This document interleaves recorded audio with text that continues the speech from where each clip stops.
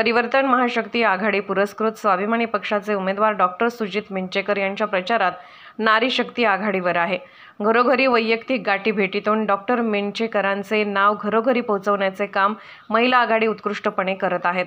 महिला प्रतिष्ठानच्या अध्यक्षा लेखा मिंचेकर, माजी महिला व बालकल्याण सभापती पद्माराणी पाटील, महिला प्रतिष्ठान सदस्य नीलम खामकर, रुई ग्रामपंचायत सदस्य स्वप्ना शिंदे, सोनाली अब्दान, सुषमा खूळ, पूनम पाटील, संगीता पाटील, वैशाली पाटील, मंगल पाटील, शारदा पाटील, जयश्री कोळी, नंदा पाटील यांच्यासह विविध महिला पदाधिकारी व बचत गटाच्या सदस्या सक्रियपणे सहभागी झालेले आहेत।